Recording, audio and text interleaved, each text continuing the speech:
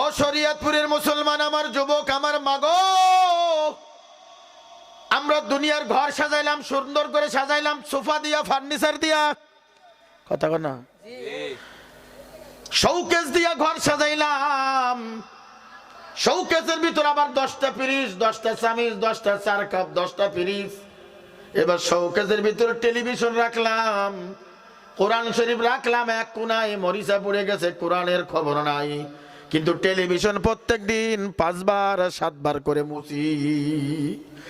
বাজান দুনিয়ার ঘর সাজাইলাম সোফা দিয়া, ফার্নিচার দিয়া, দামি দামি কাঠ দিয়া, আল্লাহ কিনলাম, ফ্রিজ কিনলাম। এইবার ঘরের ভিতর 124 ইঞ্চি একটা টেলিভিশন, A to Z দিয়াল পর্যন্ত বড় বড় ছবি দেখা যাবে। ও বাজান কি বুঝাইলেন বাজান? দুনিয়ার ঘর যদি এত সুন্দর করে সাজাও, মৌতের পরে একটা জিন্দেগি আছে, ওই ঘরটা আমাদের জন্য ফাঁকা। কথা বাস্তব না বাস্তব? দুনিয়া সাজাইলাম সুন্দর করে, আখেরাতটা আমার জন্য ফাঁকা। আর একটা জিনিস বোঝাই বাজান, এটা কি বলেন তো? টিস্যু বের করেছি না, দেখছেন হুজুর? এটা নেন, বের করেছি। আসতে না জোরে? আসতে, জোরে কর না, আসতে আসছে না? ও বাজান দিলের কান দিয়া শোনো রে বাবা, এই টিস্যুটা আমি বের করলাম, আসতে বের হয়ে গেল। এইবার যদি এইটা যদি সিল্লু রাগ করে না, পরে দরকার কিনে দিবানে। এইটা ছিললাম, জোরে না আসতে, জোরে কর না, জোরে না আসতে। এইটা হলো কেমন? এইটা হলো ইমানদার রুহু, মুমিনের রুহু, নামাজির রুহু। বান্দার রুহু যখন কবজ করার জন্য আজরাইল আসবে, আস্তে করে এইভাবে বের করে নিবে। আর না বেনামাজির রুহু, সুদখোরের রুহু যখন বের করবে বাজান, এইভাবে টাইনা টাইনা ছিঁড়ে বের করবে। কোথায় রওনা করলে বাজান? হিসাব করিয়া রওনা করো। 70-80 বছর বয়স হয়ে গেছে, দাড়ি পাকিয়া গেছে, এখনো মিথ্যা কথা ছাড়তে পারো না। এখনো বিড়ির দোকানে বসে বিড়ি টানই মুখ দিয়া, শরীরের কাছে যাওয়া যায় না, রাস্তা দিয়ে হাঁটা যায় না। আবার এই বিড়ি কর, সুদ কর, ঘুষ কর, সমাজ চালায়, ইউনিয়ন চালায়, মসজিদ চালায়, মাদ্রাসা চালায়। ও বাজান, আল্লাহ তাআলা হায়াত দিয়েছে তোমারে পরীক্ষা করার জন্য বাজান। এই দুনিয়াটা ক্ষণস্থায়ী, এই দুনিয়াটা হলো জমিন, এখান থেকে উপার্জন করে কবরে যাইতে হবে। এই জন্য আল্লাহ পাক রব্বুল আলামিন কুরআনুল কারীমের ভিতর বলেন, ইয়া আইয়ুহাল্লাযীনা আমানুত্তাকুল্লাহ, ভয় করো আল্লাহকে। জোরে বলেন, ভয় করব কার? জোরে বলেন না, ভয় করব কার? ভয় করার অর্থ কি? এর অর্থ কি? ভয় শব্দ কোথা থেকে আসলো, কেন আসলো? ভয় শব্দের আসল অর্থ হলো, মুফাসসিররা বলে ভয়ের আবিদ সব থেকে দামি অর্থ হলো গুনাহ থেকে বাঁচার নাম হলো আল্লাহর ভয়। গুনাহ থেকে বাঁচার নাম হলো তাকওয়া। আল্লাহর ভয় মানে তাকওয়া অর্জন করো, তাকওয়া মানে আল্লাহর ভয়। গুনাহ থেকে বাঁচার নাম হলো তাকওয়া। অনেক হাজি, অনেক গাজী আছে, 7 লক্ষ টাকা দিয়ে হজ করে আসছে, কিন্তু ফজরের নামাজ জামাতে পড়ে না। সমাজের ভিতরে দামি দামি পোশাক পরে হাঁটে বাজান, দাওয়াত দেয় সবার আগে। মুসলমানের দাওয়াত, বিয়ের দাওয়াত, মরা বাড়ি দাওয়াত। মানুষ মারা যায়, এইবার কয় 7 দিন গরু জবাই দিয়ে খাওয়াস না কে? কথা কয় না। জোর করে আমরা তার কাছে দাওয়াত আদায় করি। হাদিস শরীফের ভিতর আছে বাজান, যার বাবা মা মারা যাবে, যার ভাই বোন মারা যাবে, ওই বাড়ি একটা শোক, ওই বাড়ি রান্না করার কোনো অনুমতি নাই।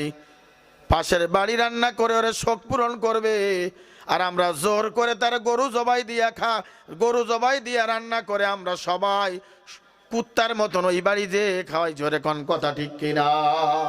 যদি টাকা না তাই কয় সুদের দরকার হলে সুদে নে, তাও গরু জবাই দে, তোর মা বাবার আত্মার মাগফিরাত কর। না বাজান না, এটা শরীয়তে নাই। শরীয়তে কোনটা? তুমি দোয়া করবা, 5 ওয়াক্ত নামাজের পরে দোয়া করবা, বাবা আমার জন্য, মায়ের জন্য, বাবার জন্য। ওই চোখের পানি যদি 1 ফোঁটা জমিনে পড়ে, নবীজি হাদিসের ভিতরে বলেন, পড়তে দেরি তার বাবার কবরে আযাব মাফ করতে দেরি করে না। ভাইরা আমার, বন্ধুগণ আমার, দিলের কান দিয়ে শোনো রে যুবক, ও আমার পর্দার আম্মা জানেরা শোনো। তোমার যতদিন চক্ষু আছে, চক্ষুটা খোলা আছে, তোমার সম্মান আছে। তোমার চক্ষুটা বন্ধ হয়ে গেলে বাজান তোমার সম্মান নাই, তোমার দাম নাই, তোমার নাম ধরে কেউ ডাকবে না, তোমাকে অমুক ব্যক্তির লাশ বলে ডাক দিবে। ও বাজান, হায়াত মৌতের মালিক একমাত্র আল্লাহ। কার কখন মৌত হবে দুনিয়ার কেউ জানে না, কার কখন মৌতের খবর আসবে দুনিয়ার খবর জানে না, একমাত্র জানেন। জোরে বলেন কে? ফাইদা জাআ আজালুহুম লা ইস্তাখিরুনা সাআতাও ওয়া লা ইস্তাকদিমুন। আল্লাহ পাক রব্বুল আলামিন বলেন, এক সেকেন্ড আগেও তোমার মৃত্যু হবে না, এক সেকেন্ড পরেও তোমার মৃত্যু হবে না বাজান। তোমার যদি চক্ষুটা বন্ধ হয়ে যায়, রাতের বেলা তুমি ঘুমাইলা, তোমার বিবি ডান দিকে ঘুমায়, তোমার ছেলে বাম দিকে ঘুমায়, পাশের বাড়ি তোমার মা ঘুমায়, বাবা ঘুমায়, তোমার সন্তান ঘুমায়, সবার সঙ্গে আলাপ করে তুমি ঘুমিয়ে গেছো, কিন্তু এই রাতে তোমার আজরাইল তোমার হ্যান্ডকাপ লাগাইয়া ফেলছে বাজান। সকালবেলা তোমার বিবি ডাকে, তোমার সন্তান ডাকে, বাবা ওঠো, রিক্সা চালাইতে যাও, অটো চালাইতে যাও, ভ্যান চালাইতে যাও, কৃষি কাজে যাও, কিন্তু বাবা আর ডাকে সাড়া দেয় না। মাকে ডাক দিয়ে বলে, মা গো, বাবা আর ডাকে সাড়া দেয় না কেন? বাবার নিঃশ্বাস আর বের হয় না। এইবার মা দৌড় মারে, রান্নার কাজ ফেলে মা দৌড় মেরেছে দেখে বাবা চক্ষুটা বন্ধ। এইবার শ্বশুর ডাক দে বলে, মা গো, তোমার ছেলের কি হয়েছে দেখো, কথা বলতেছে না, হাত গুড়ি ঠান্ডা হয়ে গেছে। বাবা এবার টের পাইছে আমার বাবার নাই, আল্লাহর বান্দা দুনিয়ার থেকে চলে গেছে বাজান। ও বাজান, মুরাকাবার নিয়তে, ইখলাসের নিয়তে মাথাটা নিচের দিক দিয়া মনে মনে চিন্তা করো আমার জীবনের শেষ বয়ান, মনে মনে চিন্তা করো আমার জীবনের শেষ মাহফিল। গত বছর কত মানুষ এই মাহফিলই ছিল, আজকে তারা নাই, আগামীতে আমরা থাকবো কিনা কোনো গ্যারান্টি নাই। বাবা এবার ডাকতে বলে, যা সন্তান যা, মসজিদে যে মুয়াজ্জিনকে বল, অমুক ব্যক্তির ছেলে মারা গেছে। এইবার মসজিদের মুয়াজ্জিন সাহেব ডাক দেয়, বাড়িওয়ালা নাই রে বাড়ি, নাই রে দুনিয়া, হবে আলান তোমারি নাম, হবে আলান তোমারি নাম মসজিদের মাইকে, বাড়িওয়ালা নাই রে বাড়ি, নাই রে দুনিয়াতে। বাজান মুয়াজ্জিন সাহেব সুন্দর করে আলান দেবে। এইবার বাচ্চাগুলি মসজিদের খাটটা আনার জন্য মসজিদের সামনে যাবে। এইবার যায় দেখবে মসজিদের খাটে দুনিয়ার ময়লা, মাকড়সার জাল, দুনিয়ার ধুলা বালু। এইবার বাচ্চাগুলি ঝাড়ু দিয়া সুন্দর করে পরিষ্কার করে বাজান তোমার বাড়ির সামনে আসবে। তুমি যদি কোটি কোটি টাকার মালিকও থাকো, তোমার এসি রুম থেকে বের করে তোমার বারান্দায় সঙ্গে সঙ্গে রাখবে। এসি রুমই আর রাখবে না, ওই টাইসের রুমই আর রাখবে না রে বাজান। যে ছেলের জন্য তুমি হারাম কামাইলা, যে ছেলের জন্য এতিমের মাল লুট করলা, যে ছেলের জন্য তুমি চুরি করলা, যে বিবির জন্য তুমি রিক্সা চালাইলা, যে বিবির জন্য তুমি অটো চালাইলা, মরতে দেরি তোমার ঘর থেকে বের করতে দেরি করবে না। এবং স্ত্রী ডাক দিল, গ্রামের লোকেরা শোনো শোনো, বাড়ির কাছে দাফন দিও না, একটু দূরে দাও, কিন্তু রাতের বেলা আমি ভয় পাবো। কি করলা রে বাজান দুনিয়ায়? কোথায় রওনা করলা? কি নিয়ে রওনা করলা? ও আমার বাজানেরা শোনো, তোমার বাইরে রাখবে। কেউ যাবে গরম পানি করতে, কেউ যাবে বাস কাটতে, কেউ যাবে দোকানে সাদা কাপড় টুকরা আনতে রে বাজার। তোমার নাকে কানে তুলা দিয়া, তোমারে বড়র পানির পানি গোসল করাইয়া, তোমারে পায়ের কাছে একটা মোড়, মাথার কাছে একটা মোড় দিয়া, তোমারে মাছ বরাবর একটা বান্ধন দিবে, যে বান্ধনে কোনো গিট্টি নাই রে বাজান। ও যুবক, দিলের কান দিয়া শোনো, মুরাকাবার নিয়তে শোনো, তোমার হাতে যদি ব্রেসলেট থাকে তোমার অন্যাসে খুলিয়া নিবে। ও মা, তোমার কানে যদি কানদুল থাকে অন্যাসে খুলিয়া ফেলবে। তোমার যদি গলায় চেন থাকে তোমার খুলিয়া ফেলবে। তোমার যদি নাকফুল থাকে তোমার বান্ধবীরা মরার সঙ্গে সঙ্গে খুলিয়া নেবে বাজার। তোমার গায়ে যদি স্বর্ণের জামা থাকে বেলেট দিয়ে কাটিয়া কাটিয়া জামা গুলি আলাদা করে দেবে। তুমি আসছো একা, যাইবা একা, সঙ্গে কিছুই নিবা না। কিন্তু দুনিয়ার থেকে ভালো আমল নেক আমল তাকওয়ানে যদি মাওলার কবরে যাইতে পারো, ওই কবর হবে জান্নাতের বাগান। ওয়াল বিসু মিনাল জান্নাহ, তোমার কবরে জান্নাতের বিছানা বিছায়া দিবে। আর গুনাহ নিয়ে যদি মাওলার কবরে যাও,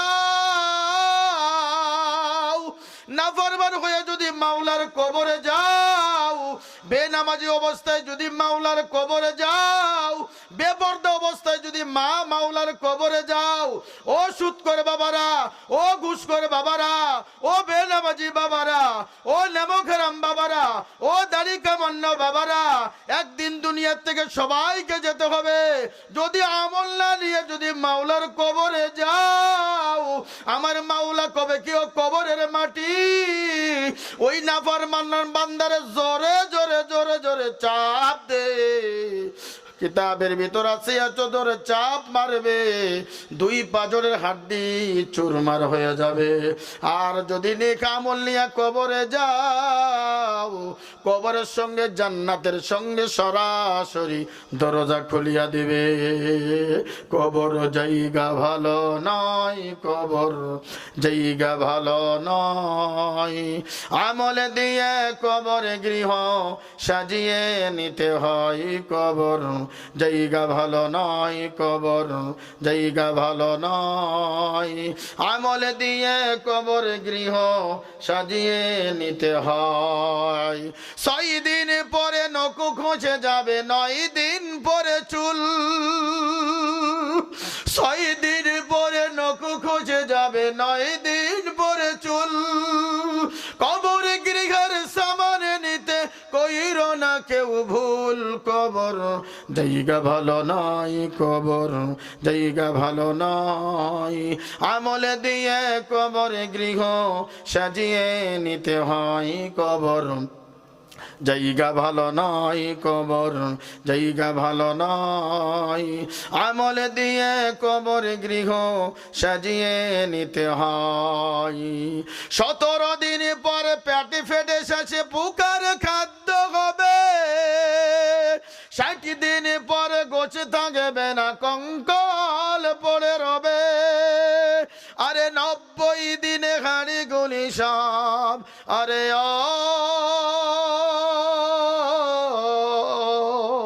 আরে 90 দিনে হাড়ি গুলি সব আলাদা হয়ে রয়। কবর জায়গা ভালো নয়, কবর জায়গা ভালো নয়। আমলে দিয়ে কবর গৃহ সাজিয়ে নিতে হয়। কবর জায়গা ভালো নয়, কবর জায়গা ভালো নয়।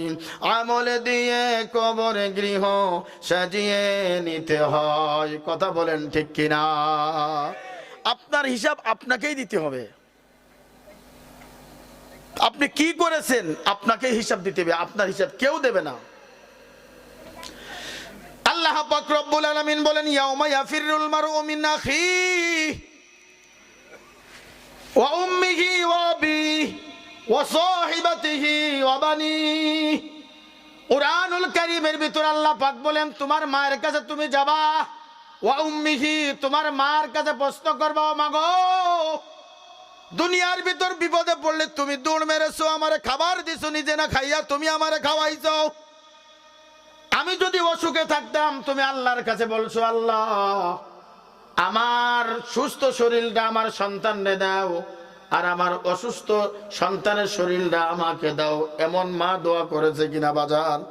কিন্তু ওই মা ডাক দিয়ে বলবে কি, আমার দুনিয়ায় কোনো সন্তান ছিল না, আমি তো জীবনে বিবাহই করি নাই, তুমি আবার কে, তুমি আবার কে? ও আবি, তোমার বাবার কাছে যাবা। বাবা বলবে কি, আমার দুনিয়ায় কোনো কেউ ছিল না, নাফসি নাফসি বলবে। যার যার আমল তাকে আল্লাহর আদালতে উঠাইতে হবে। আল্লাহ পাক রব্বুল আলামিন কুরআনুল কারীমের ভিতর বলেন, ওয়ালিমান খাফা মাকামা রাব্বিহি জান্নাতান।